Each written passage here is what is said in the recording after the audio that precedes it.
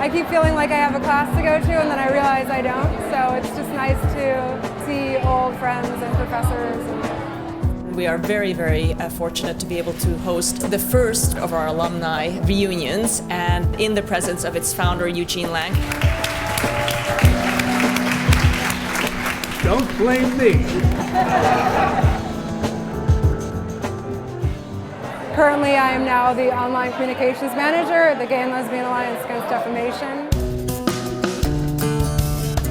CLAD's slogan is "Words and Images Matter." So what we do is we amplify the voice of the LGBT community, and we also hold the media accountable for the words and the images they present.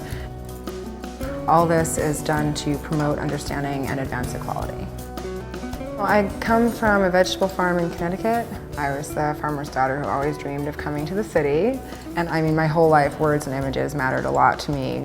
Growing up, I didn't see myself represented in contemporary culture, so I decided to become my own image maker and storyteller.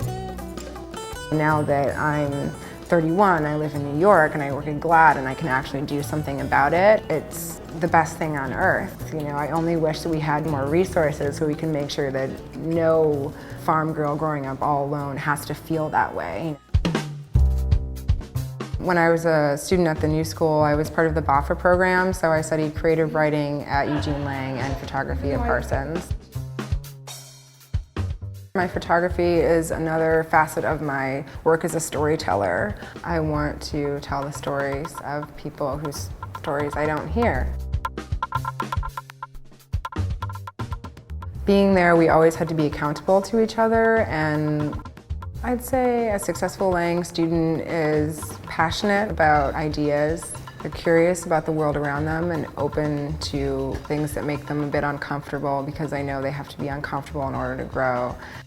And I think of all the classes I took with Sekou Sundiata, where when anyone tried to bring this into some sort of abstract discussion that was separate from us, it was like, no, this is not just something we talk about in class and we go back to living our lives the same way we did before. It should change you. So those things were huge. I didn't want to just learn how to describe things beautifully. I knew how to do that. I wanted to be a better person and a better citizen of the world at the same time that I was becoming a better artist.